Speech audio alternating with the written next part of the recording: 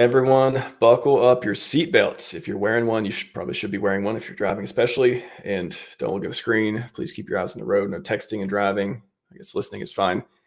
This can be a good one. I've been excited for. I've been preparing for this one. Neil's been preparing as well.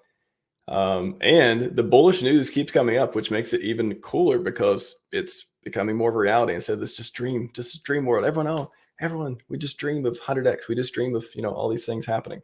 I've seen a lot of bullish news, and we're going to cover the first one here in a second with BitBoy. And oh my gosh, I'm super excited to cover that.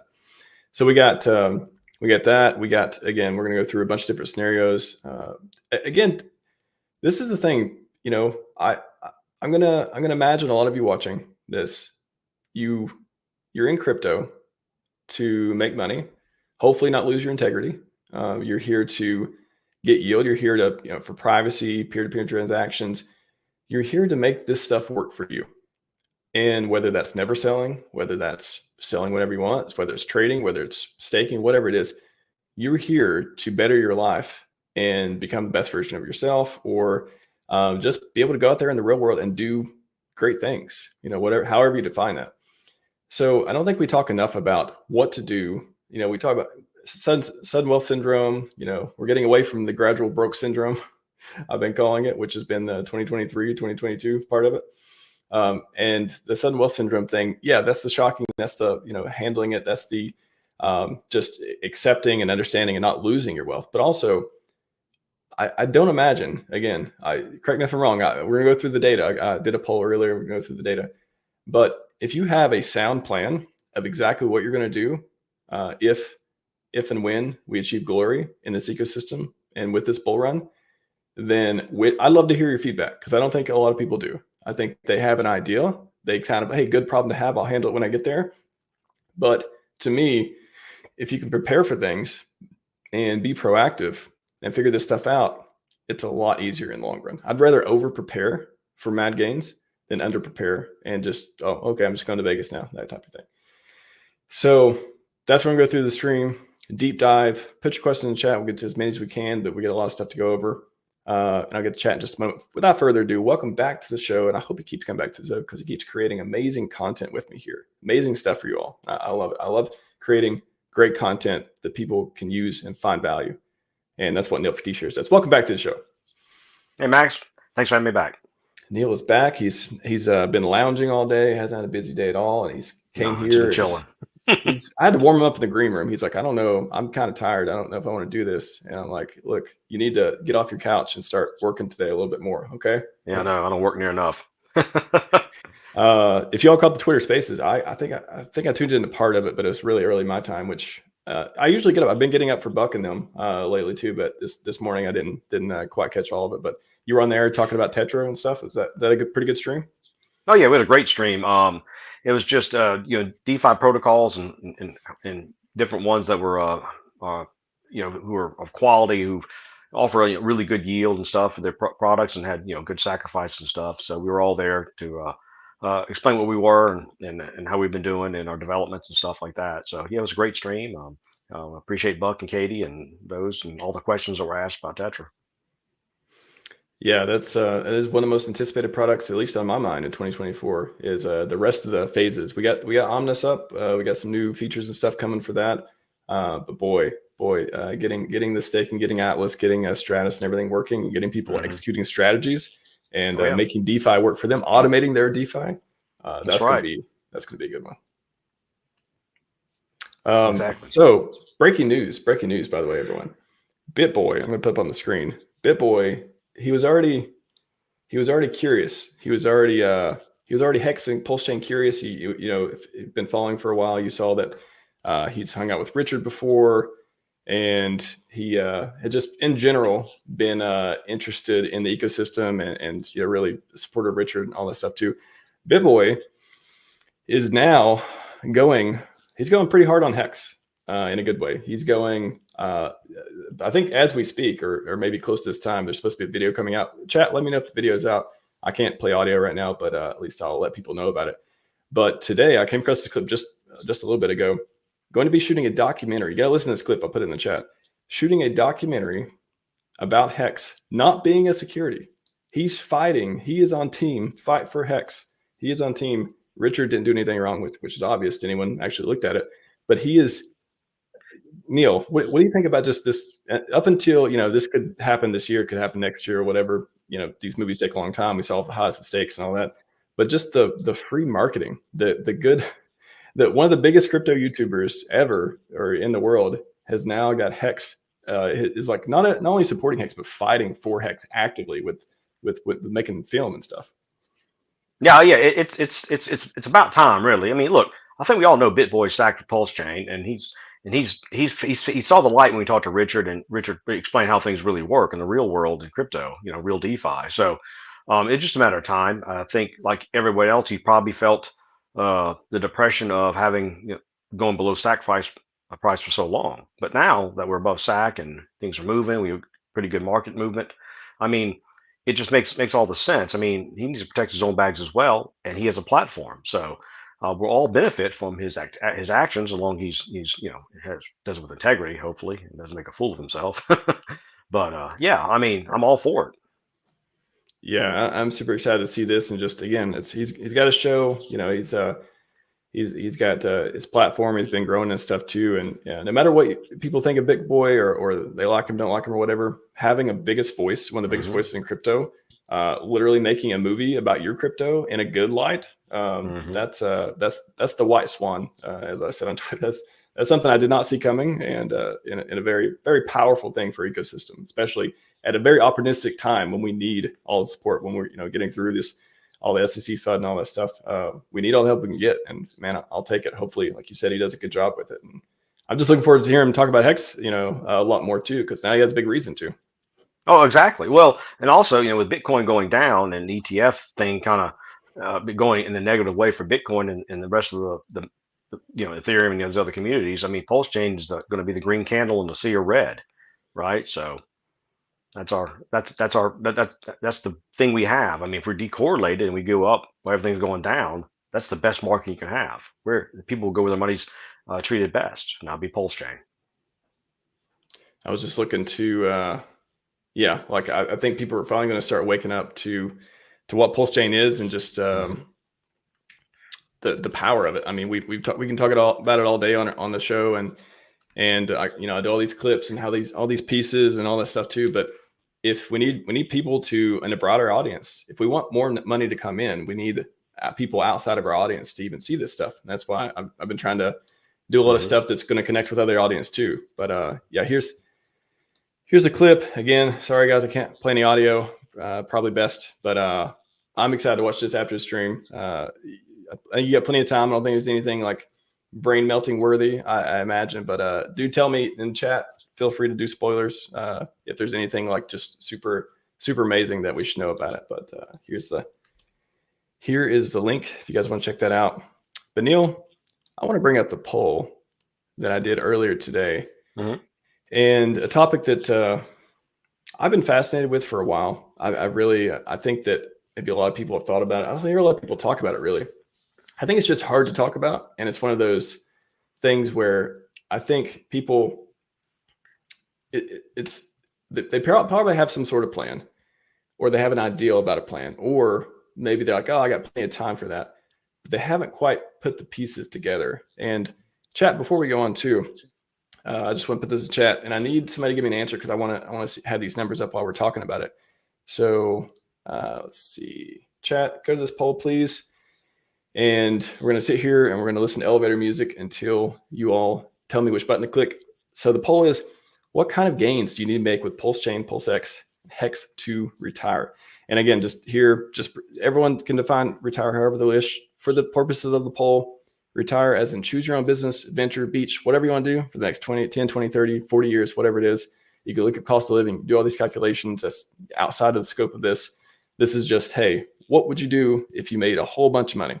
And we'll get into how much and what you can do with in all these scenarios too. But if you hit that number in 2024, 2025, how would you get liquidity? How would you actually use it outside of crypto, assuming you want to actually use it in the real world and better yourself there in all these ways? Sell, borrow, stake, convert, into real world assets, all that stuff. So, okay, first answer here we got is from Drip Fortune 2 mil. So I'm going to go with, I guess, 2 to 3 mil. That seems like the most fitting for that answer. So first off, Neil, your reaction to the answers in this poll, is the distribution what you thought it would be? A little off? I think it's probably close to what people giving it the demographic in crypto would probably pick, right? If you're young, say you're in your 20s and you think 2 million is a lot of money and you get 2 million, you can retire. That's just that's kind of a fantasy world, because if you had $2 million today and you're 20 years old, how long will that last you? You're not going to retire. You may not work for a while, but when you hit 40 and your money's gone, you got to get a job. You have no skills, no training, and then you're going to be you're working fast food somewhere, right? I'm assuming. I was assuming when I saw this, I assumed most of the people who hit less than 2 million plan on doing like Eastern Europe or Asia, somewhere cheap in Asia for a while. And that's more likely. Yeah, it's possible. But if you were just an American, nah, you can forget it. At a young person. Now, if you're 70, you get $2 million. Well, then, hey, I can ride it out, until the rest of my life. That's different. But that's different. But here's the thing. I mean, lump sum cash is one thing, right? What's going to sustain your income? Because inflation eats that up, and people have to understand that. So if you have a lump sum of sales, you sell the top on whatever, and you get out with all this money, that after taxes, right? Then what are you left with, right? So that's the question you have to ask yourself. My light's kind of going crazy. Yes. So which piece? I mean, where do you want to start with this? Because I feel like there's a few different ways we can break it down. But I just think the framing of, for example, I have an example we can go over to. If we do 100x from here, 100x, just generally speaking, your 50K portfolio in crypto turns into 5 million. You need, let's say you're like, okay, I need like 3 million for expenses, cost of living, whatever, for the next 20 or 30 years, whatever time horizon. Again, these are all example numbers. Everyone listening, just make up your own numbers, but this is just for an example. And then what are your plans with that particular scenario? If you were executing here, is there risky versus less risky plans, selling versus lending, earning yield? How would you think about that? Well, so you'd have to. I would encourage a diverse approach to getting out, and never be all in, all out, or maxing any one thing, because once you're out of the system, then you're out, right? And so even if you go to the next bear market, it's probably not going to be to the bottom of where we are now. It'll be at a higher low. So if you try to re-enter with some capital you took out, you'll be in a worse position. So then you'll be upside down in token count, and then you may not get the gains you got the first time. So that's something to consider. But if you had to say $5 million, and you say, well, I'm going to take say 2 or 3 million out, and I'll leave 2 or 3 million in, or say half or whatever, then you must park your money in place to earn yield, even in a bear market. And so what we'll have the next bear market is something we didn't have this bear market, which is PulseChain, with all the DeFi protocols on it. So you'll have protocols like the PH ecosystem. You'll have Liquid Loans and Power Cities Earn. You'll have Tetra out. You'll have Win-Win. You'll have Mintra and all these other things that earn income and yield that you could park your money in. I mean, if you want to stay in stables during the next bear, you can just park it into a balancer fork like what Buck has built, and you can earn yield in your stables. At least you're making some money during the bear while let your money work for you. If you're not letting your money work for you, you're going to try to sit in a bank account. Inflation is going to eat you up, and you just don't have the buying power. So if your money's sitting idle, it's not being put to work. You're losing out. Or you can use Tetra and just use you can even do a simple ratio trading with your assets and just swing trade and arbitrage your stable coins and earn yield that way. The options will be endless once we have all these DeFi tools out there. So just on the, so the plan somewhat, it could be something around, okay, you got 5 million, 3 million. Let's start with that too, the 3 million part. So we got 2 million, we're going to say, leave it in crypto. Mm-hmm. And then we'll go over the choices with that. We got a bunch there, and park it in yield or otherwise. But the 3 million you take out, how do you take out 3 million in crypto? What are the options with PulseChain? Well, you sure can't market sell. You'll eat a bunch of slippage. So that option's out, because you'll get wrecked. So there's options with the loan protocols, Liquid Loans and Earn. You can get out that way by taking a loan. And depending on if you care if you can liquidate or not, that's up to you. you could get 90% of it out and get liquidated, but at least you got 90% stable coins and you're out. Yeah, you'll take a 10% haircut, but you're out. Or you could take a higher collateralization rate, get less out. So that means you're locking up more money in the system, and say you want to take 10 to 15% out or save it collateralized. Well, But none of those without risk, though. That's that piece too. I think that's something that a lot of people plan on doing or are very interested in doing, but they're afraid of liquidation. And I think for good reasons, because if you get liquidated, yeah, you get to keep what you took in the USDL. But if you're doing 150%, 200%, you're only going to get to keep half, for example, or however much. And if you get liquidated, yeah, can you explain liquidation and how much could you actually lose if you get liquidated? And can you take us through a scenario on like that? No, you can look at it. The whole point is you lose all of it. If it's not a partial liquidation, you lose all your assets. That's the thing, and people don't understand that risk. So that's why it's important to have a healthy collateralization rate when you use these protocols. So obviously, if more and more people had a higher collateralization rate, the healthier the system would be, because it'd be that much more buffer between the asset value and what's out there in stable coins, right? And that's how it works. And so with the redemption mechanisms and how it helps balance out the value in the system, that's what people got to understand. They really need, I mean, Walrus has a lot of good videos on how that works and a lot of mechanisms and the functionality of why it works the way it does. Because the thing is that stablecoin is always got to be redeemable for a dollar's worth of the asset, period. And it's got to work in an algorithmic way, because that's how it's built. And this is immutable code, so it's just going to do what it does as a function of the market. So if you're trying to get out with a lot of capital and you want to have 200 or 300% collateralization rate, you're still going to be at risk on high volatile swings. So you could lose your bag. You may have the stable coins, but you lost your bag, and now you're out of position. Now you can buy it back if the price drops, unless you took the stable coins out of the market. You see. So with the scenario of 3 million, let's say you want to take a loan, 3 million. You don't want to pay tax, all that stuff, whatever benefits you feel like you have with that.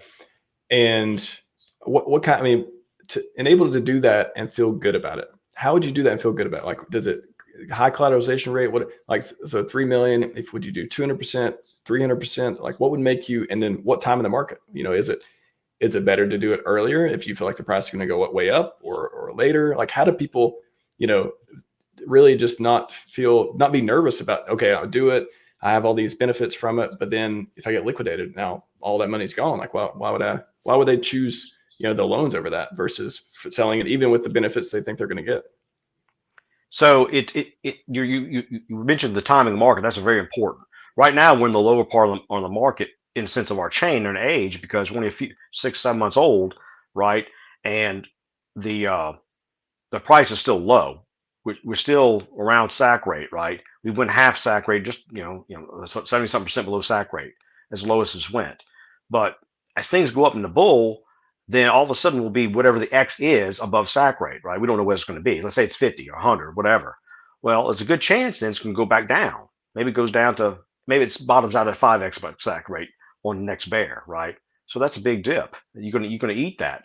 So you got to plan for that. So if you're at the bull, top of the bull, and you have all this money, maybe taking a loan at the top maybe is not the best deal, even at a higher collateralization rate, because there's a good chance the value of your asset is going to go down in the next, as the cycle moves through to the next bear. So you got to plan that out. So then maybe that's not the best option for you if that's what you're going to use as collateral. But if you have the money today or have the assets today, then it goes up. You can extract value now to the top of the bull and take a little bit at a time, and then increase your collateralization rate as you go up. So on the next bull, next bear cycle as it approaches, you've extracted the value, maybe, and you took the stable coins. Let's say you put them to work and through an arbitrage or through some stable coin pairs and LP with them, stuff like that. You earn yield on your loan, and now you have all this extra money and yield you've earned during the cycle. At the top, now you have this extra bag you can get out because it's not locked up. And then maybe pay back some of your loans so you're not eating up, and then make that decision at that point. Well, do I maybe just market sell, or do I go ahead and top off and take all of it out because I made my money? I'm willing to lose that 10% and do a max 110% loan, and you're out. Maybe that's your choice. People have to make that choice. If they want to get out, not the whole bag, but the portion of the bag, because they say they still have, say, 2 million left over. They're just working through other type of DeFi protocols. Well, let's assume for this, again, they got 5 million total. Their portfolio just hit 5 million, did 100x, got 5 million now. Awesome. Want to take 3 million, want to leave 2 million in crypto, 1 million, whatever it is. Let's say 3 million want to take out at the top. How do, if a loan isn't a good idea because it may go down, it may get liquidated, all that stuff. What are other options? Well, market selling is it. I mean, you can always provide liquidity and pair it with like a stable coin, and then your assets being traded as people buy it, and you have stable coins, and you just pull them out and pull your liquidity as you want. You see, and you sell that way without hurting the price. That's another option. That's a good way. That's the way whales can get out. If you have a lot of assets, a lot of money, whether you use a V2 or 3 liquidity, you can set your price points. In V3 you can. V2 you can just provide liquidity, and you just get the stables as people buy your assets, and then you pull your liquidity as you need to. And but you're never going to be able to market, sell, or get out with one lump sum anyway. You just can't do it, unless you take a loan and get liquidated, and you have all stables. But then you're losing out, right? And that's what happens. So that's just reality. That sounds like an advanced type of thing too. Mm-hmm. When you want to get liquidated. So with this example, $3 million, if you were okay, you're like, okay, I'm going to take 110%. I'm going to take 150%, whatever it is. That's not super high. And you're okay getting liquidated. How would that work out? Like, is there a benefit in doing that? And what is the cost? Well, you lose 10%, right? You lose 10% of your bag because you're taking 90% loan, right? That's your fee to get out. But that may be cheaper than market selling that same amount, because you'll dump the price probably more than 10% against yourself. That's a big position. You say, so you take the loan and get it, you get liquidated, it goes back in, and the rest of the system buys it up from you. All the rest of the people who are taking out vaults in the stability pool will then pick up your tokens at a discount and distribute them to the people, right? Whether it's Pulse or PulseX, either one, you say. Well, I think a lot of people are probably looking at the tax again. Not professional advice, tax or financial or otherwise. A lot of people, I imagine, are looking at the tax benefit instead of paying, more than 10% with 110% collateral. That's what you would lose. It would be, they would save money there. But if they get liquidated, correct, maybe that isn't part of their plan anymore.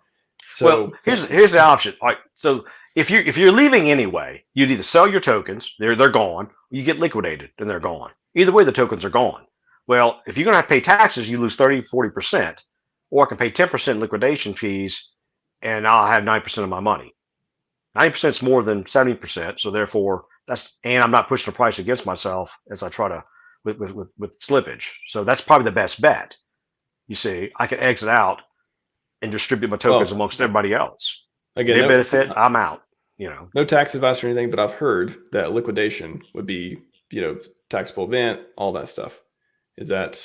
I don't know. I'm not a tax guy. I have no idea. Yeah. I mean, the only reason I bring it up is because I think people are probably thinking that of like, okay, well, if I do get liquidated, is that still part of my plan? Because my whole deal was to save taxes. But if I get liquidated, maybe, and again, depending on how you do all this stuff, where you live, all that, no idea. But I just, anyways, everyone be careful with that. If that's part of your plan, figure that out and do whatever you want.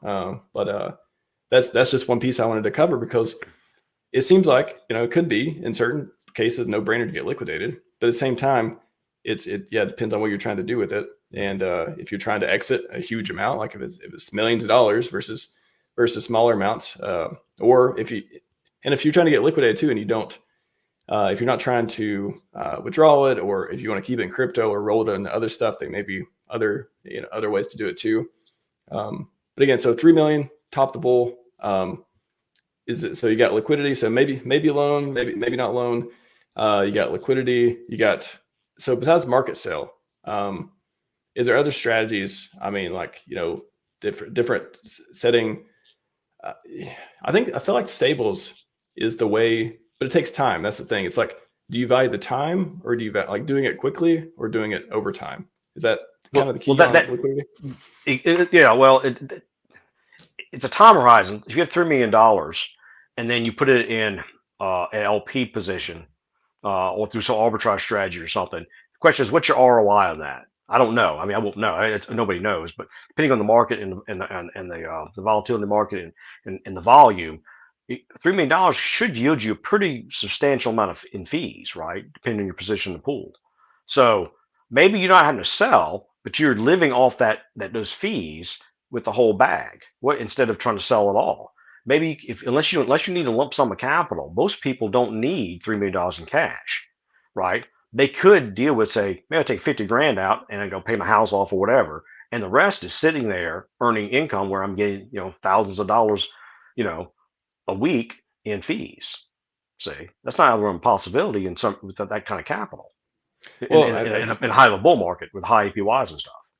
Yeah, I think so. I think in this scenario, I mean, you make a great point too. Like, would you even want to take it out of crypto? Wouldn't you want to, if you believe stablecoins are not going to zero and you put it in a platform that's not going to zero, why not just leave most of it there? Even if you want to make, and you could just make big purchases when you need to, or otherwise. Mm-hmm. But I think some people too maybe want to turn it into real world assets. Maybe they want to say, okay, Mm-hmm. I'll leave 2 million in crypto, I'll earn yield or whatever. I'll take the 3 million in this scenario, and I'm going to go, I'm going to go be an investor. I'm going to go buy real estate. I'm going to go, do, somebody in chat mentioned startups and stuff like that. Mm-hmm. So I need it in the traditional system. I need it in the banks, all that.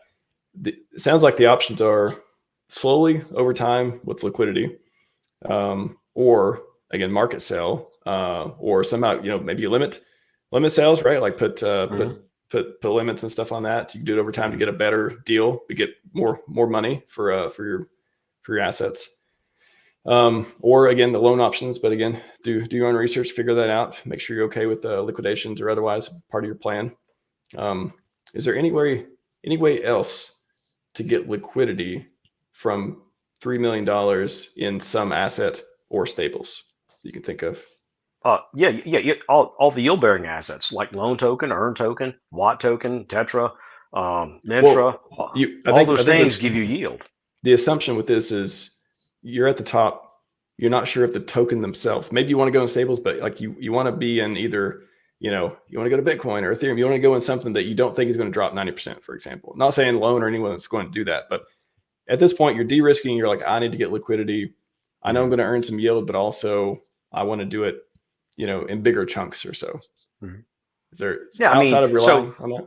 So you could, all right. So you could, let's say, if as your assets appreciate, and so let's say you start with $50,000, let's say, and you did the loan thing, or you did some LP providing, you diversify your portfolio, and as you took your profits on the way up, you buy some Ethereum, you buy some Bitcoin as you go, right? So you have to have a plan for the upswing in the market. You guys say, okay, I know the market's going to go up, we're going up now. I know it's a cycle. I don't know what the type's going to be, but I know that as I go up, I'm going to acquire these other assets. I already have an exit plan in place now, so that when I get to that point, I'm not left scrambling trying to market buy, Bitcoin and Ethereum and at the top. You see, I'm putting my money to work all the way up. And tools like Tetra and stuff will let you do that, because you can automatically buy and accumulate, with limits, all these things as you go up. So then at the top of the bull, you've accumulated, you DCA'd it all the way up, you're ready, you get your assets. And then when the bear starts, you say, okay, now it's time to exit. And I may move to Ethereum, try some stuff over there, or maybe I just want to exit out with what I've acquired, because you can market sell Ethereum and Bitcoin and not care, right? Because there's tons of liquidity over there. So those are all the options as well. You get out. You could easily get out with large amounts of money without dump the the price, because of the amount of liquidity they have it together as those assets. So sounds like for this scenario with the $3 million, you could market sell, loan, or over time with liquidity, and take pieces of it or however. So with the $2 million, you leave it. Okay, we got $5 million, $3 million. We're using for liquidity. We're doing whatever with, either big chunks or small chunks. And then the other $2 million, what do you think? Again, top of the bull, $2 million. Where are you putting $2 million for, the rest of time, right? You may make some trades. You may, a new protocol comes out, whatever.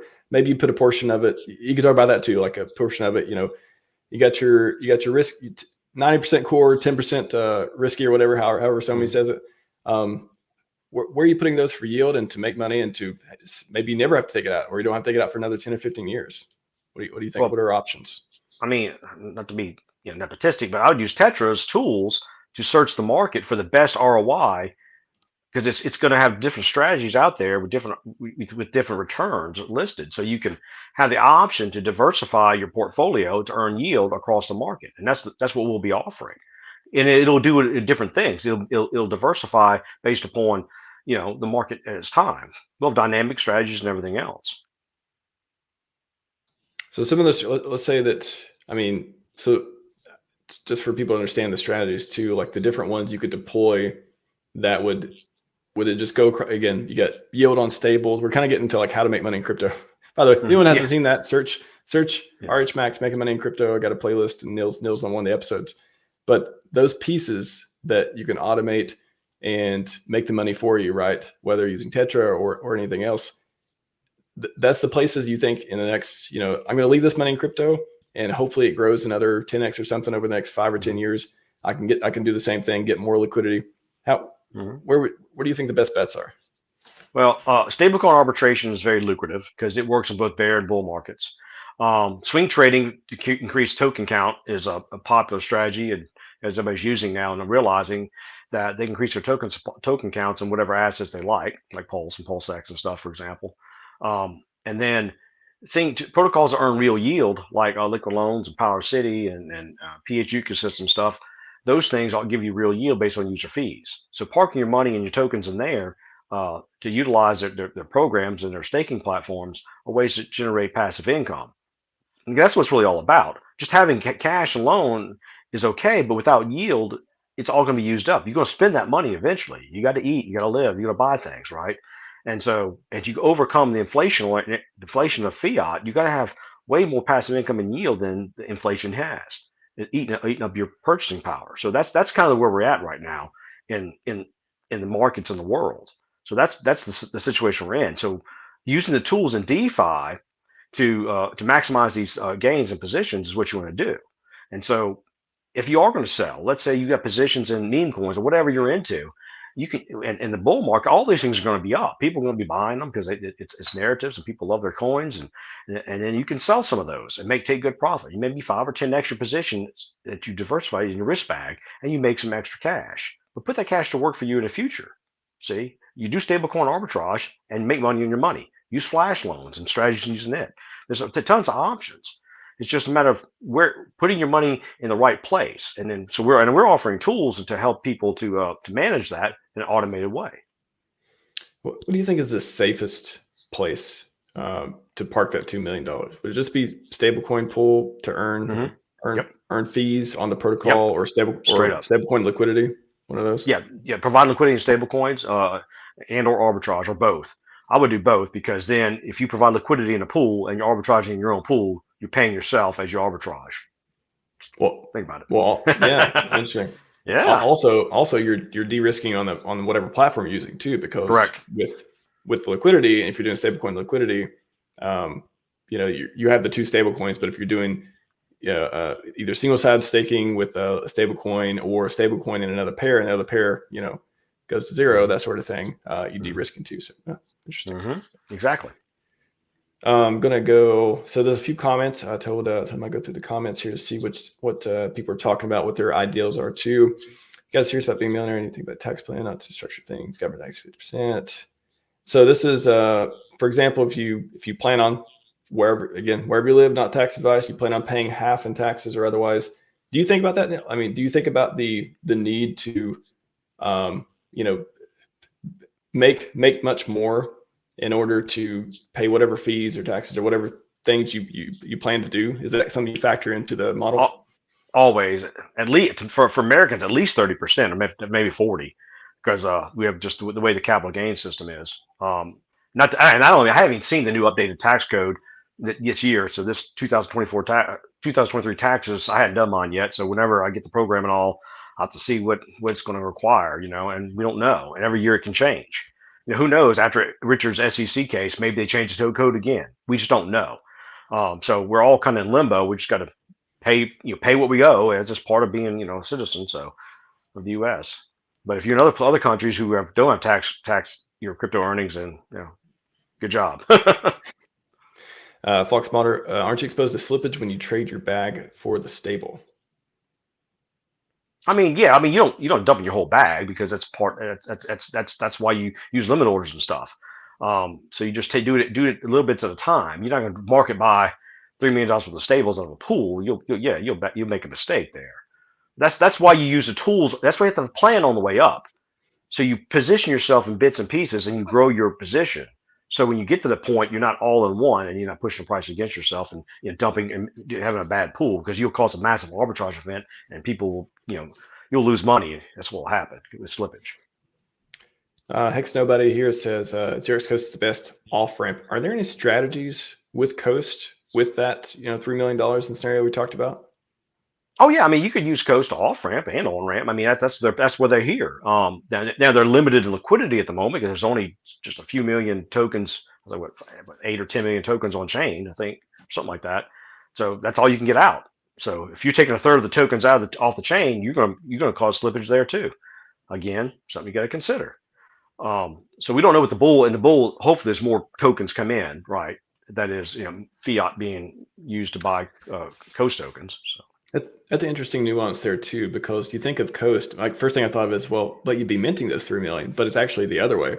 Instead of going from the bank, instead of having 3 million in the bank already, you're trying to take 3 million as liquidity to off ramp through a native off ramp on PulseChain.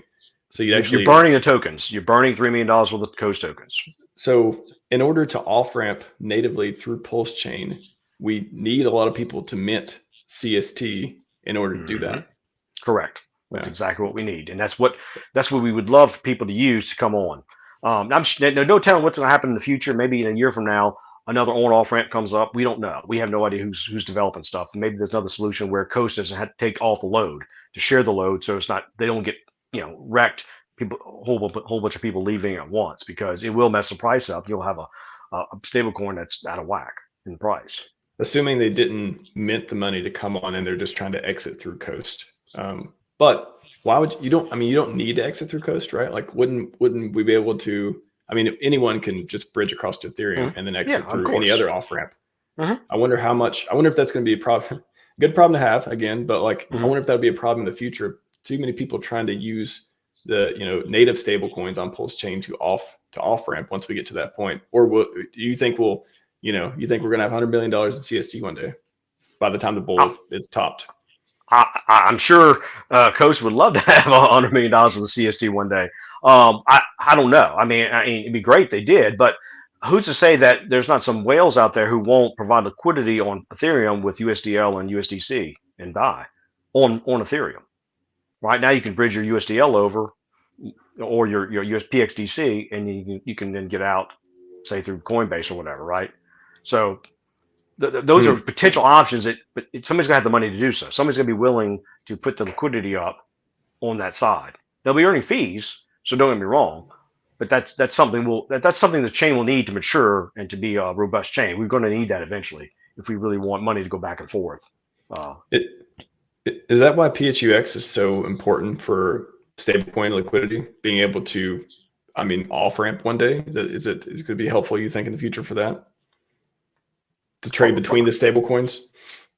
Oh yeah. You want to be able to trade between stable coins. Yeah, that's exactly it. So, in an ideal world, you should be able to take any stable coin, swap for the other with a lot of liquidity without any slippage. That'd be the ideal, perfect scenario. So no matter which stable coin you're in and which protocol, you can get out. But that's not the reality now because of liquidity. So we're just going to have to build liquidity up by onboarding more people to the chain. Gotcha. So we got Teddy Beard. Liquid loans for PLS, so not worried at all. Take the USDL and trade for USDC, bridge to USDC, and send to Coinbase, redeem, walk away. What do you think about that? As long as there's liquidity, that's the thing. I don't know how big the pool is. Say, I don't know, top of my head, I don't know how big the USDL, USDC pool is. What if there's only $1 million in there and you got 3 million? How are you going to get out? Even if you took the whole $1 million, you would need so much slippage and cause an arbitrage event that somebody would take half your money. You see, that's what people got to understand. With that, even if there's a lot of money, there's not any liquidity in the pools. You can't get out. You're limited what you can get out. At most, was like 4 or 5% before you start eating heavy slippage. The higher you go, the more slippage you eat. So people have to understand when you trade stuff, because we've learned this through our limit orders and stuff. When you try to set limit orders and slippage, if there's low liquidity or high volatility, it's hard. It's really hard to get good trades through. You just lose a lot. What solves that? Is that, for example, you think we'll see more platforms that you can take, you want to buy a house and they accept Bitcoin, like off chain, off market type things. Maybe they'll accept PulseChain for I don't know. Just doing different types of deals, different investing, rolling your crypto into real world assets. Do you think we'll see more of those coming? I would hope so. I'd hope the next bull market, the fiat world would realize the value of cryptocurrency and then we accept it as directly as payment. That solves a lot of problems there. If I can buy my groceries with my PulseChain tokens or my USDL, USDC, boom, I'm great. Let's say they come up with a credit card or some credit card company has to deal with some of these liquid loans or something or whatever or something like that, or third party protocol does this. That'd be ideal. I can take my PulseChain, load up a card, I can go buy groceries, I can pay for gas, maybe I can pay my rent, my power bill. I'm not leaving a chain now. I'm not dumping the price. I'm just sending it to another address, right? So, and then they're taking custody or whatever you want to call it. They're taking, they have the tokens now. So that's the ideal situation. Is that the cool thing about, people? To me, it's always one of those like, oh, it's cool to have a PulseChain debit card or a Bitcoin debit card, Ethereum debit card, or whatever. But like, what is it actually good for? Is that what they're good for? Is like literally you can actually do real world stuff with your coins without having the negative side effects. Well, yeah, without having to actually pay a fee to cash out, right? So I think, if I'm mistaken, I think Coinbase has a card that you can load with USDC and go buy whatever, just like a debit card. It's really what it is. And they're using USDC as the collateral because they're swapping it to fiat and then paying the vendors, on through the network, right? Other than the normal, credit card transaction fees. So yeah, I mean, that'd be the ideal situation for the cryptocurrency, or have a way to do it via, the QR codes and stuff. I'll accept payment. Just send it to this address, right? Like I think El Salvador, right? You can buy stuff with Bitcoin. It's legal tender. You have it on your phone. You can go buy stuff. The merchants accept it. I like the crypto debit cards, aka stock market selling cards. That's what. Yeah. Stockmarketselling.com. Maybe that'll be a thing. Those are it's innovations that they have now. I mean, I know things Crypto.com and Coinbase both have cards you can use and load them up and use them in the real world.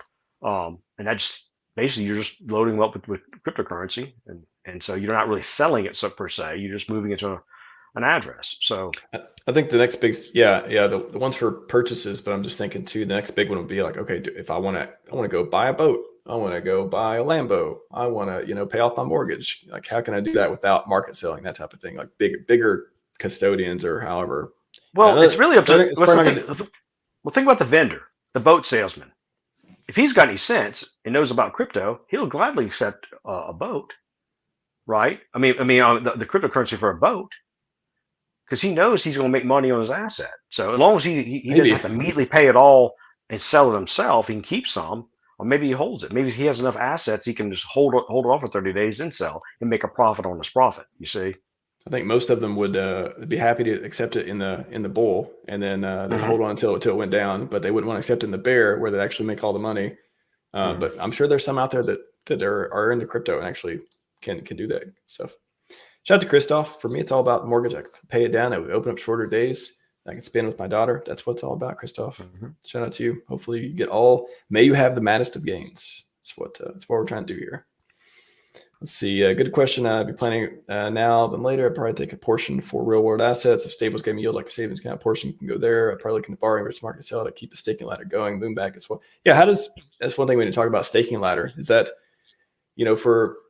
I've shouting it last year so much, like, hey, I've never made so many stakes in my life right now. The T-shares are the cheapest ever been. We got BitBoy out here. He's about to start going full into Hex now too. So that's going to be exciting. We'll see. But staking ladders and being able to pay yourself, whether they're monthly or quarterly or whatever it is over time. Again, it's subject to the price of Hex fluctuations and otherwise. But being able to give yourself that sort of paycheck over time consistently, is that part of a strategy for exiting without? I mean, still got to you got to sell the Hex or whatever to get your liquidity out, but at least you'll be so that's the downside. You still have to sell in some way or still have to exit, but you're getting the yield, and hopefully the price don't drop 90% anymore. Well, who knows? But hopefully that was a one and done. You never know. Not financial advice. And then, but you're still getting the yield, and you're still getting that kind of like a paycheck almost, right? Like is that? You see that part of a broader strategy?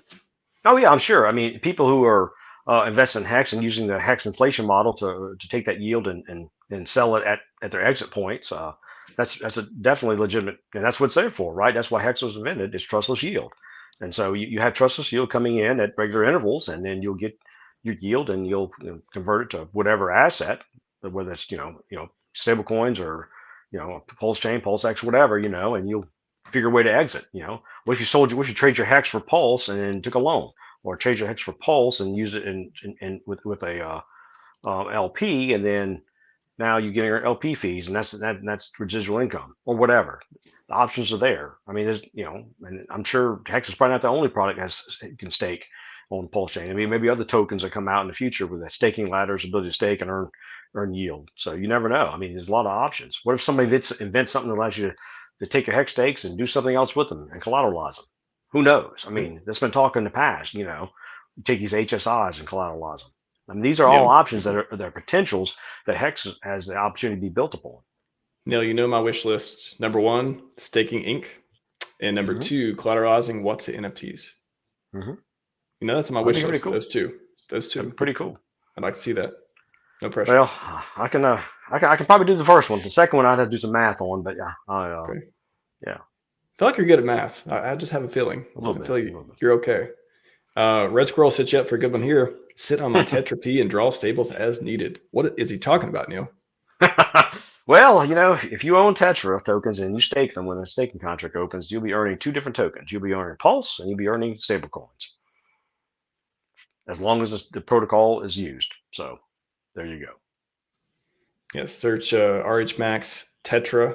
I've got quite a bit of content on the channel about it. One of my favorite protocols that I'm excited for it to be fully fledged and usable coming out. Right now we got Omnis, the DEX, which I've been using a lot more lately too. It's again, once you figure out limit orders, you don't go back, as they say, Neil. You don't go back. Oh no, you don't. It's like, well, what's the point? Why would I ever market trade ever again? When I get a better deal, even 0.5% is better than market buying the day, right? So, dude, like every day, people are like, I see some comment or otherwise. For one, people don't understand there are limit orders on PulseChain, and for 2, they don't know how to do it. And I don't know how much we can talk about it and do videos and demos, and I can tweet about it. One day, everyone's going to understand what limit orders are and how they're so powerful. I know you've been shouting it forever, man. Yeah. Let's see. Interesting to see. Most people are thinking of selling their holdings. I understand swapping real estate, thinking that high of a good asset to hold. Not many think Hex as next Bitcoin. Is it? How bullish are you on Hex now? We don't talk about that a lot, but how bullish are you on Hex versus PulseChain and PulseX and stuff as of now? As of what you can see now? Well, I would agree with Richard. I think people understand PulseChain and maybe PulseX better than they do Hex. They still do because of what they are, right? For whatever reason, Hex has there's like a ceiling of understanding that people just can't get past, the average person. So it just takes more and more intense education to show people that as Richard says, Hex is just Bitcoin with a proof of work change, right? He said it for years. It's a better store of value, and you earn trustless yield in Hex. So I don't understand why they don't get it. I really don't, but they just don't get it, and so it's going to take even more and more education for the community, and more community engagement to really educate the masses on how wonderful this trustless yield is that Hex has. And so we can only do so much, right? We shout it, we talk about it, we tweet about it, and we're going to call it a cult and everything else. So. But at the end of the day, the average person is going to understand PulseChain because it's like Ethereum. They'll understand PulseX. They may equate it to the Uniswap or something like that, Uni token. They can understand that because they see an example. But because Hex is unique and it's like Bitcoin, but it's not either at the same time, it goes over most people's heads, and they just can't quite grasp the fact that you can stake it and get more of the same thing. It is incredible how people I don't know how much content, how much I think if you want to pay attention to it, you will. If you want to learn, you will. If you don't, you won't. And I've accepted that. It gives me more peace about it. If you're meant to understand it, you will. And all we can do is talk about it in the most intelligent way possible. I'll be right back. Can you maybe you pick one of these, or talk to the chat, or otherwise pick one of these that are up? There's a few new ones here if you want to just riff on. I'll be right back. Hold on. I can see here. All right, let's see here.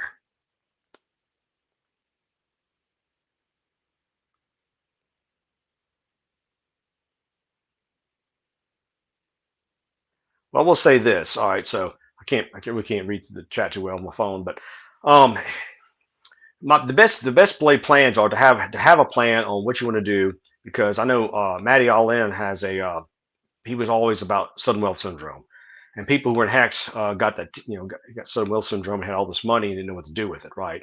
And that's a real thing. Having money is one thing, but having a plan to do what you do with your money is another. So it's important to have all this mapped out, have your security in place, have your seed phrases protected, have a will, have instructions and stuff like for family and stuff like that.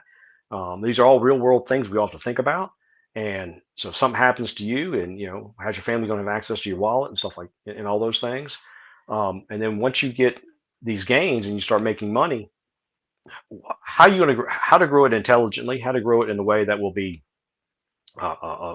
fruitful for you, and what protocols are quality. And then as you accumulate, compound it. And at Tetra, we're going to offer tools and services through automation, allow you to auto compound through various different protocols on the blockchain. And so these are tools we'll be offering, and so you can use these tools to really grow your bags. And then since we talk about limit orders is just the first step. So right now you can set limit orders, and you can pick your points and buy and sell at your choosing. And there'll be other tools and services available that allow you to automate this process over and over again, where you just basically have tokens funneled into a wallet. You can exit as you go in the bull run. I heard everything. I agree. I like it. I like it. A lot of good stuff. I'll do maybe one or two more here, and then we'll go to the chat, because chat's got a lot of opinions and interesting comments as well. Let's see. I just want a badass staking ladder. Shout out to you, Joey Tulip. I love people talking about actually using and staking Hex. It's not super common these days. Let's see.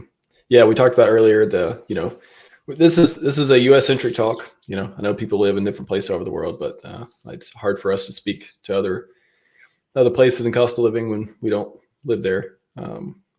Let's see. List country offering 0% crypto gains, getting thinner each year. Yeah, what is it?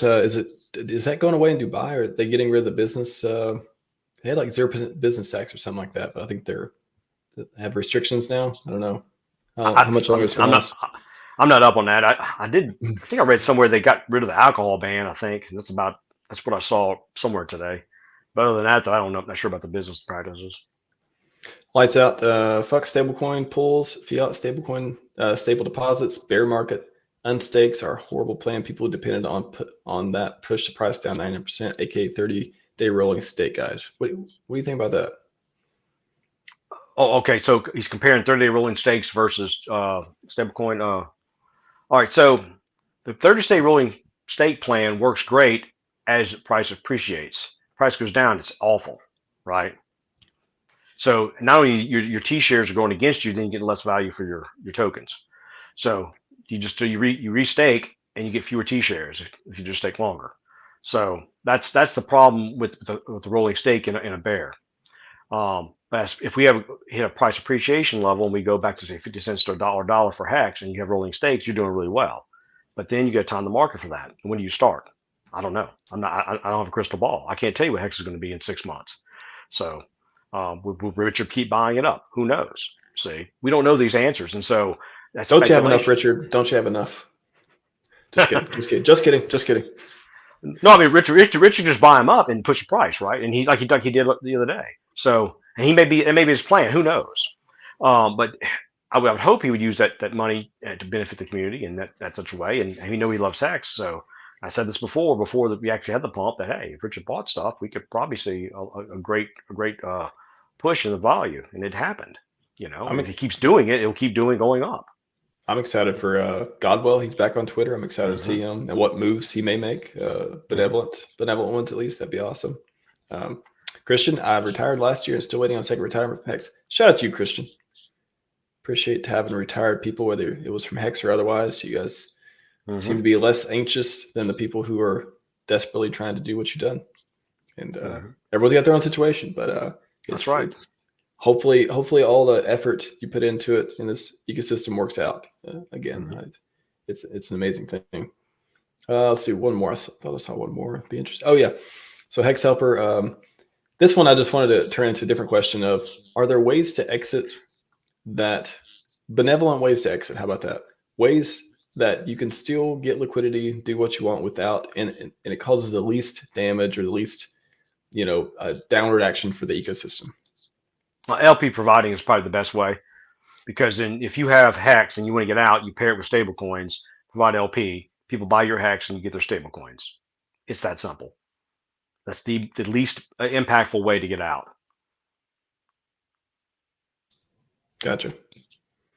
All right, I'm gonna go to the chat, and I saw one right here, and I'll go scroll to the top in a minute and go through a few. But first one, Fix the Money. Can you talk about Tetris fees?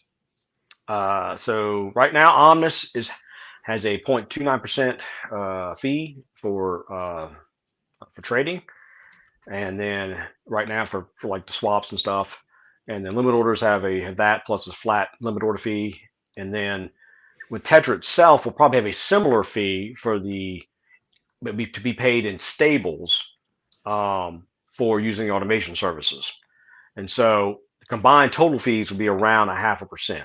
Thereabouts. That's not finalized, but that's subject to change, but that's kind of the model we're looking for. Gotcha.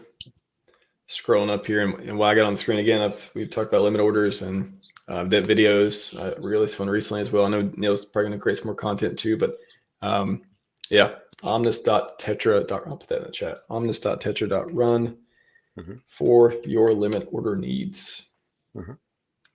Well, while we're on the subject of limit orders, I'll tell you about what's in testing right now. Is now in the testing room, we have an option to edit your limit orders. So you can set your limit order, and then let's say the price moves away from your limit order price prediction, you can edit your limit order and move it in closer to range. So it'll hit, in what's the current market rate. So that's coming up, and then the next step we have will be coming out is dynamic limit orders, which means you set a buy, you set a sell, you set a back again. So then you can you buy one asset, you sell it for another asset, and you get this other asset back at a better price. So like so for Pulse and say PulseX, for example, let's say you want a ratio trade. The ratio is right now you get more PulseX for your Pulse. It goes and you swap, and then when it goes back the other way, you swap the other again. In one transaction, it happens. And then when the market reaches the conditions, it deploys, and now you have gained extra Pulse or PulseX, whichever one it started with. So that's the first step in automation that's coming out to the blockchain. And then we'll use those automation tools within the Tetra automation services to allow you to facilitate multiple types of strategies within the ecosystem. Super exciting to be able to just auto make money, right? I mean, depending on the ratios, or if you want to do it in so for example, stables, let's just start with this, simplest example possible. Neil, what if I just wanted to buy PulseX if it went down some? How would I do that? Well, you'd say you just move the slider over to whatever percentage you think it's going to go down. And if you notice, there's no way to go in the red, meaning you cannot trade against yourself. It's impossible. We designed the system so you cannot trade the other way. So it will not deploy. So you can only trade in the positive. So, as PulseX would have to decrease in whatever percentage that is. If it doesn't, it just won't deploy. If it goes up, it won't deploy. It'll just sit still. It'll only deploy when it hits that range. I'm glad that feature didn't make the list losing money. Good. At its simplest level here, again, I got $100 a DAI. I got $100. I just put $100 in the market, and I think PulseX is going to go down 20%. Is it really as simple as typing in this number and then moving the slider to 20% and click place order? And you have to change your days. Right now, it's set as a default of 7 days. Maybe you change it to a month or 2 months or 3 months, right? Okay. Place order, okay. And then if that goes through, and assuming the market volatility is not crazy, and it's only since it's a low amount of money, it would deploy because the slippage would not be a problem. Okay. Everyone out there is confused. I don't know. That's about all you need to know in order to make this thing work. Drip Fortune, buy a house and put in stocks to rest in fame, LL, Core, a few other protocols. I imagine that's what a lot of people want to do. Again, we go back to the scenario we talked about. You got 100x on your 50K, you got 5 million, taking 3 million out. Maybe you want to buy a house, maybe you want to pay off more, maybe you want to do whatever, and then the rest in the different PulseChain protocols. Is it? And we talked about a bunch of different strategies, but do you see a lot of people? Is that good for the protocols too? Like cashing out. What kind of effect do you think that'll have on the yield bearing protocols? Well, there'll be less liquidity in the system, so there's less yield generated by people using the services. It's just that simple. I mean, just like everybody who exits, Ethereum and stuff, it hurts the whole protocol. If you got millions and millions of dollars leaving, price goes down. I mean, if the protocols like Aave, GMX, and stuff like that, Curve, they lose volume going through them. So therefore, yield goes down. It's just basic mathematics. And the people, so for example, you take 3 million out, and then you got the 2 million. If you were to take the 3 million out, exit, and then take the 2 million and put it in, Fame, LL, Core, all the stuff listed here, just to earn. Do you think maybe that'll be a balancing out effect too, where you'll have people exiting, but then also moving some of their core positions into the protocols too? Maybe that'll, not cause a big deal. I would hope people be wise enough to do things like that. I mean, use these tools for their advantage. You need yield. You got to have yield to overcome inflation. You have to money. Your money has to make money. If it's sitting idle, you're losing out. Just sitting on stables in your wallet is the worst thing you can do because you're not making anything. Put those stables to work. That's what you need to do with your assets. Or if you're sitting in volatile assets, I mean, you get tools now. You can ratio trade them, increase your positions. There's really no excuse for anybody to sit on tokens and just holding them while you have tools to increase your positions, whether it's in stables or volatile assets. It is that simple. There's no excuse anymore to losing money, especially on PulseChain. Finbear, I will create clubs with my buddies. Together we rule industries by politicians. Well, hopefully you'll be a force for good in the world, Finbear. Hopefully your ideas are really good ideas. I imagine if you're in this ecosystem, you might have an idea of what good ideas look like. Let's see. Fox Mulder, I trade in a crypto IRA, no tax. I can't touch until retirement. Yeah. What do you think? Crypto IRAs, stuff like that. Is that interesting? Not interesting? Any? I have no idea how they work on a technical level. That's outside my level of expertise or even understanding. I know they exist, but I don't know how that works because, like, who holds the keys? Who holds the assets? What does that mean? Somebody's making money on those tokens, and it's not you for using them. They're making the money, and you're getting less yield, I bet. I did some research a while back. I know Rocket Dollar was pretty popular with Hexagons during the Blast Bull run, and from what I understand, essentially, of course, you pay a fee for them to manage your account and all that stuff, but you control your wallet, and you got to be very specific. I'm not going to talk in details because everyone go watch videos. There's all kinds of stuff. Learn how to do it, but essentially you can control your own keys, your own wallet and stuff. You got to be extremely careful and only do certain things and all that. But and again, you can't touch until retirement. That's from what I understand as well. But there are pros and cons with it. I don't know. I'm kind of. All right. What's the first rule of crypto? Who custodies your coins? You or somebody else? Who has control of the seed phrase? You. Why would you give you control of your seed phrase and or your assets to anybody else? That's against any principle of what we do. No, this one is, again, there's different systems, but from what I understand, this one is you create your own wallet. So basically you take whatever assets, you convert to crypto, you send it to an exchange or whatever, and then you can take from that exchange, send it to your own wallet you create on MetaMask. Nobody has the seed words from. And then once they're in that wallet, you can take those funds and I'm not any professional on this, but from what I understand, you control the seed words, you make the trades, all that stuff, and within certain bounds. So they don't actually have your seed words. They just have, you got to go through centralized services. They got to manage your account, but they don't have your seed words for the setups I've researched, at least.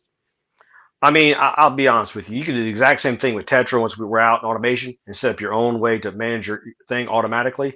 And it'll take all that yield, go to a wallet of your choice, and then you have 100% access, control, and nobody else is taking a fee from you except you're paying your gas and Tetra fees.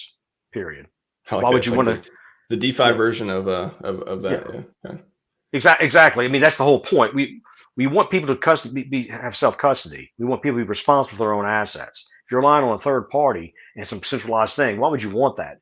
Everybody needs to learn to stay away from this centralized stuff as much as possible. Yes, you have to go through them to get out and sometimes to get in, but that should be it. I mean, Richard even said that specifically, that you give them a little money and they hope they give it to you, because you never know what they're going to do.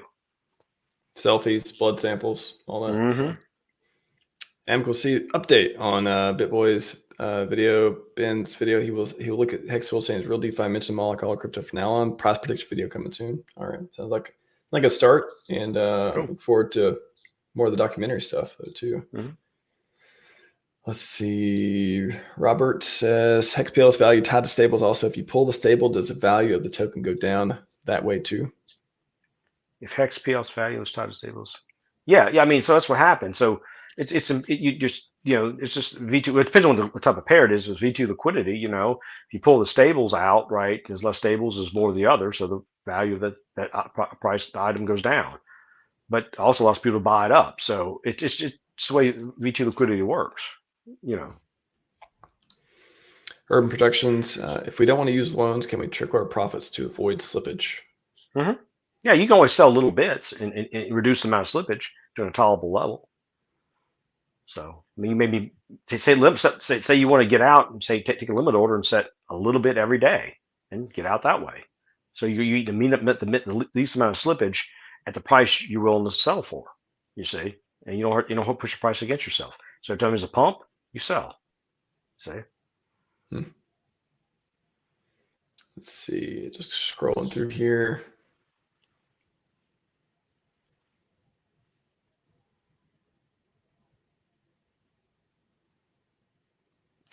Fast wants you to make sure to don't forget to automate the bribes. Oh yeah. Oh yeah. He and two fucks. Let's see. What is your opinion on the PulseChain stablecoin situation? I guess just in general, what we got going on. I mean, we got 2 native stablecoins, soon to be 3 with PXDC coming from the Power City guys. So that's great. 3 native stablecoins on a brand new chain. I mean, that's awesome. And as more liquidity comes in, there'll be more opportunities to trade them around and eat less slippage, and hopefully people will be able to get out. So I think it's wonderful. And there's arbitrage opportunities between them all as well. Let's see.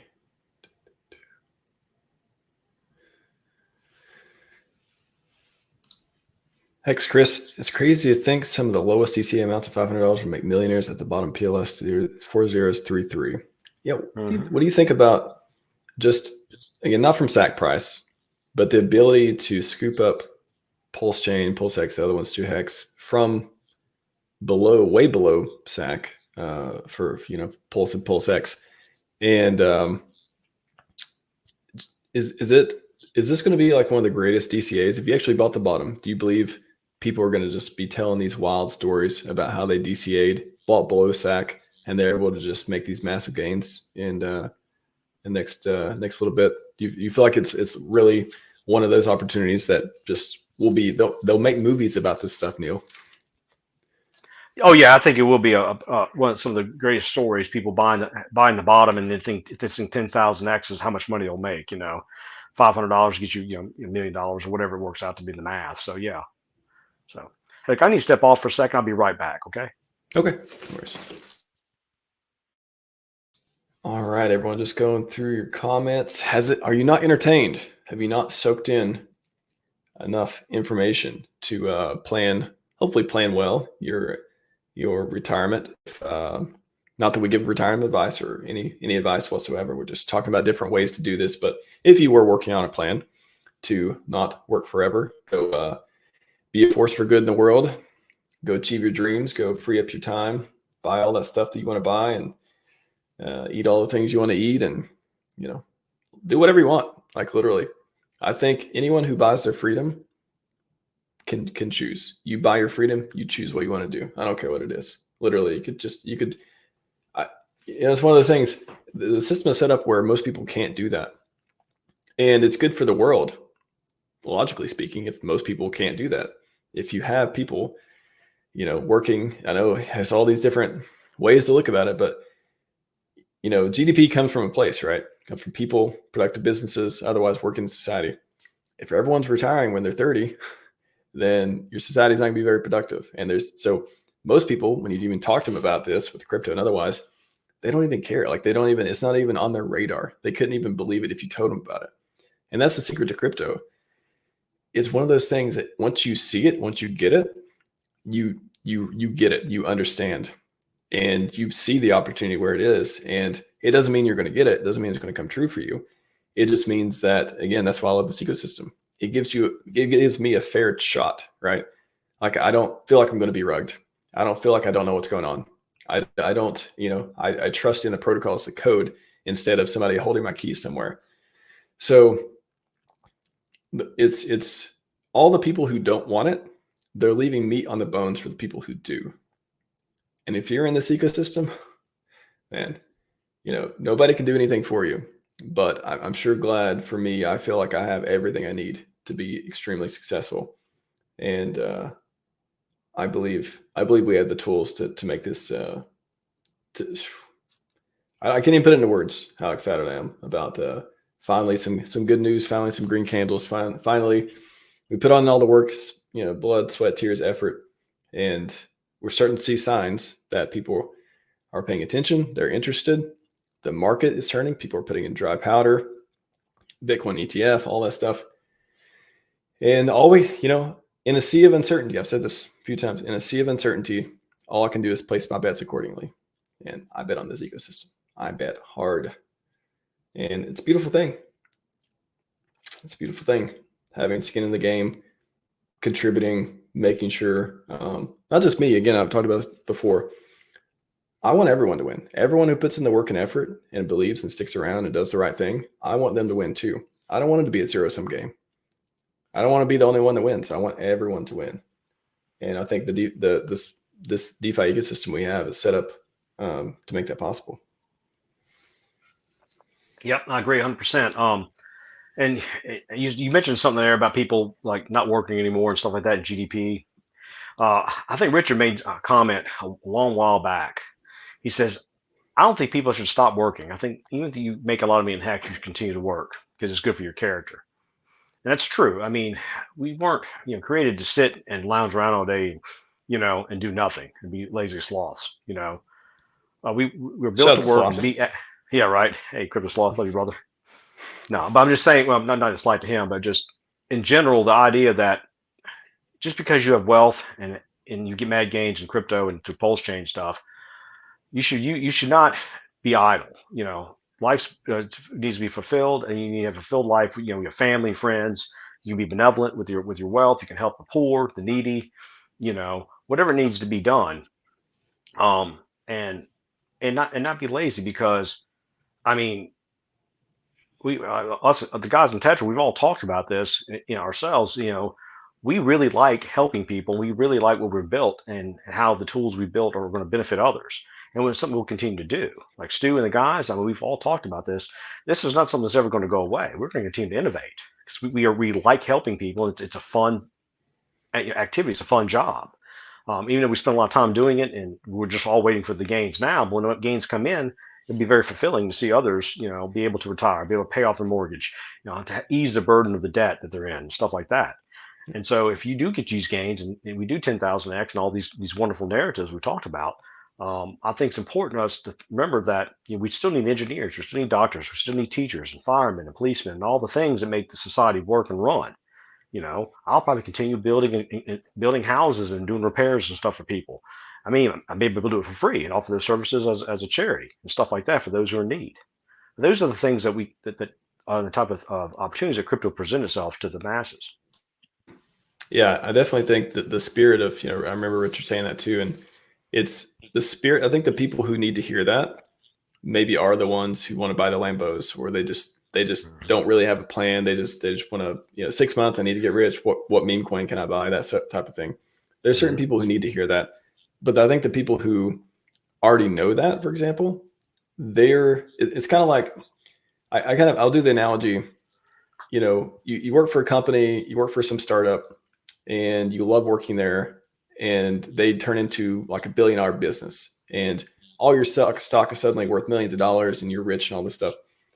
The fact that you're still there and that you've been spending all the time there and you didn't leave and you stuck it out, you're one of the first people, you probably love what you do.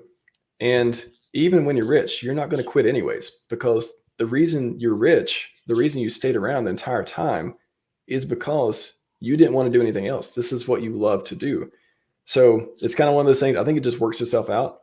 I think he was for that particular one. He's talking to the people who, are living in dream world of just want to get rich quick and they don't know what to do after that. But I think the way I take it is I hope everyone, if I were to phrase it more specifically, and when I talk to people about it, like whatever you want to do, you have earned it. So I would not judge if someone this cycle, they get rich in Hex and PulseChain or whatever it is, and they get their 5 million, 10 million, however much, and they go and they literally go to the Bahamas and just like hang out and party and just go explore and do whatever they want. I would not look at them with, oh, you need to be a more productive person. I would say, wow, you earned it. You do whatever you want to do. I literally would not hold any. I would not ask them to come back to society, that type of thing. But I think that's the second level thinking of it. I think the way when Richard was telling people, he's literally speaking to the general population who doesn't know what to do with a lot of money.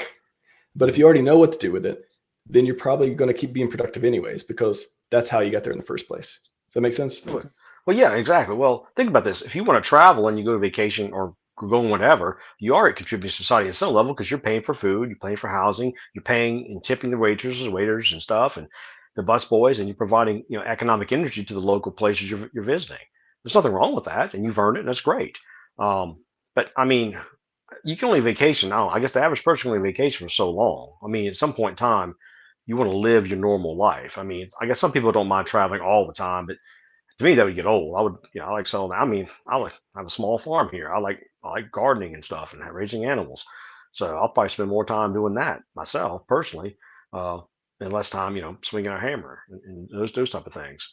But I'll still be, or I'll be build. I'll probably, me and Stu and the guys be working, on innovating new stuff for Tetra too, and other, protocols and stuff that we come up with in the future. So yeah, I mean, but the money's a tool, right? It's not the end.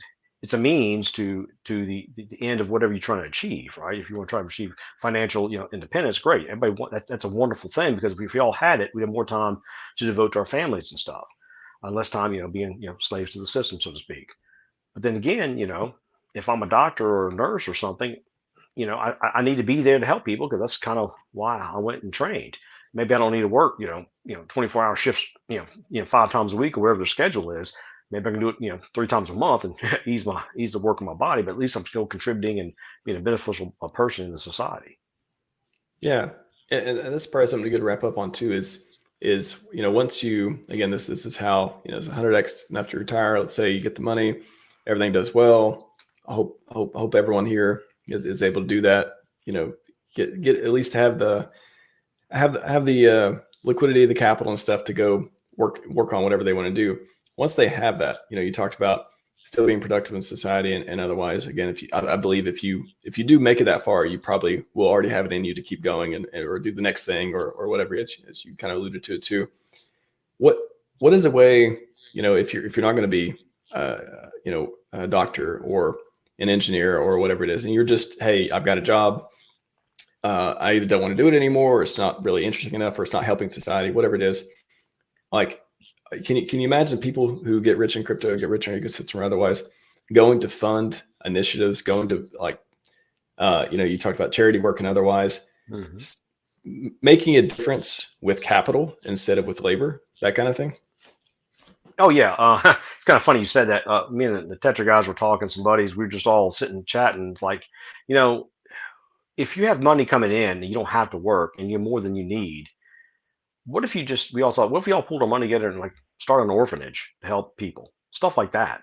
Capital like that really can help others. We can hire people and it helps to help these the poor and needy, stuff like that, that you really couldn't do with just labor alone. Like, only one person can do one thing, but say 10 people with a lot of capital can do a really good deal. I mean, how do you think all the hospitals in the United States were started back in the day before the government got involved? It was all charity. Usually the churches started hospitals.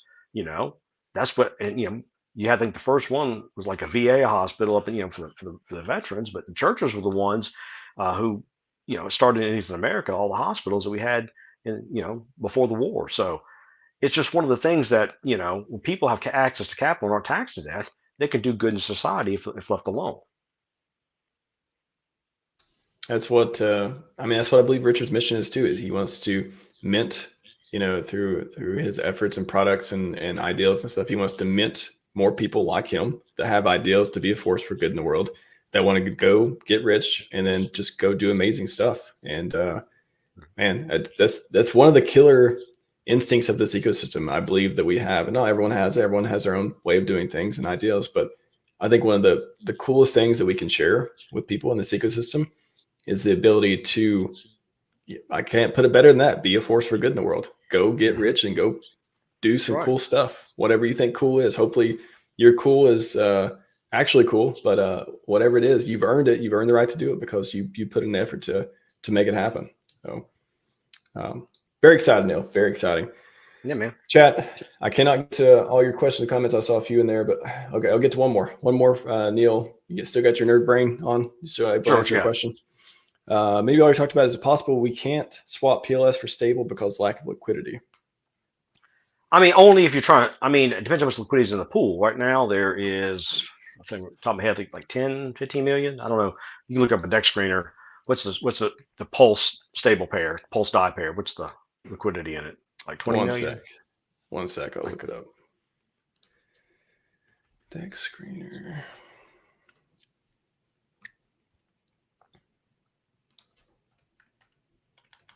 So did PLS die? That would be liquidity 20 million. 20 million. Okay. So anything probably more than $50,000 in lick would probably move the price against you. That's because you start eating more and more slippage the more you go up. I mean, you can go to Omnis right now and do a swap. You'll see what the slippage is. You try to move $3 million, up $3 million a die, it'd be pretty good lick. It pushed the price way down, right? And we saw that in the last couple of big candles, people dropping $300,000 and $400,000. Was it Rackham's group did that just recently, just this early this week, I think. So, I mean, there was just consistent sales dropping the price, and they ate all that slippage. I mean, come on, there's a better way to do it, guys. I mean, you don't have to sell. You could have done LP provision. You can use limit orders and sold smaller amounts at different intervals, and not ate and push the price against yourself, and still come out with more tokens. But they didn't. They just market sold. That's the danger of market selling, and that's why people got to understand how this stuff works. If you don't care and you're about losing money, go right ahead, because somebody's going to pick up those discounts, and people will who use ratio trades will eat that up, because it just makes better volatility for the market. Is that what we're doing now? We're getting out the break even boys, as they call it now. Or is that where we're at in the run up? You believe if you believe it's going to continue like this, is this kind of just the waiting zone? All right, let's see who wants to get out, wants to get their refund from the SAC price on the market, and then we go up. Is that how you're thinking about it? That pretty much has to happen. I mean, those people who are ready to get out, who've waited 2 years for their ROI, now they can get something. Now we're above SAC, they can get a little bit more than their sacrifice, especially if they came in and got a multiplier, maybe a little higher than the SAC rate now. They can get their money and leave. I mean, those people have to get out. If not, they will get out as we go up the next step.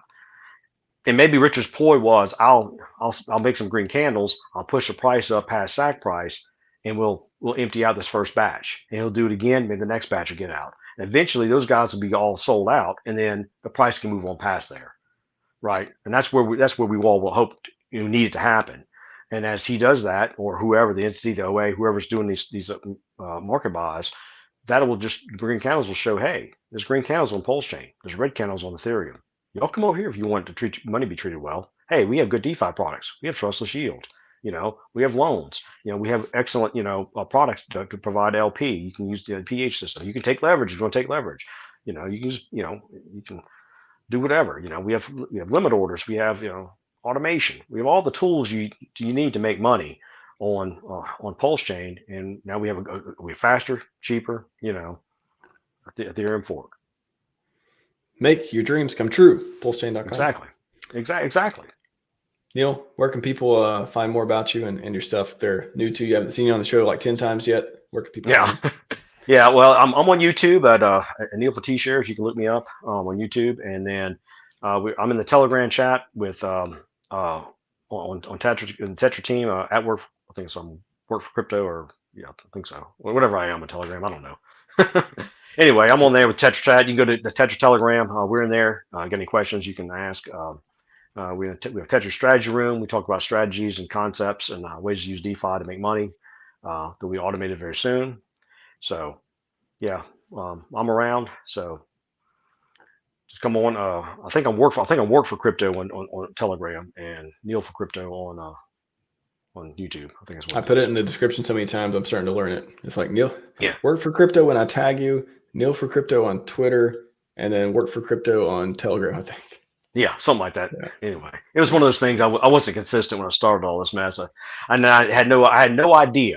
You could put a gun in my head and said, "What do you predict the future is?" I never would have thought I'd be on TV, on camera, talking to people on YouTube and stuff. Never. But here we are. I'm with you. I'm with you, man. We're all making our dreams come true. Right. One way or another. It's amazing.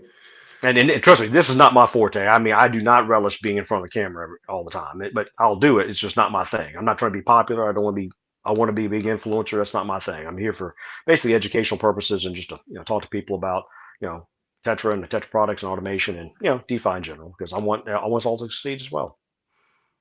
Do I need to monetize less, Neil? You're making me look very vain right now.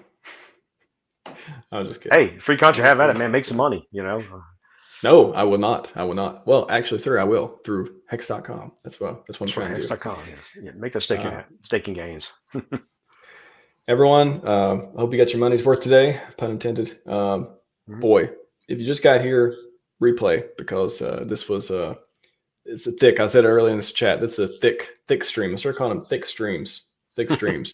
Don't read into that, anyone. But this is a thick stream chock full of information and a lot of cool topics. So, Neil, always a pleasure, man. Thanks, Max. Yeah, of course. Everyone out there, Scivive 5555. We are out. Take care.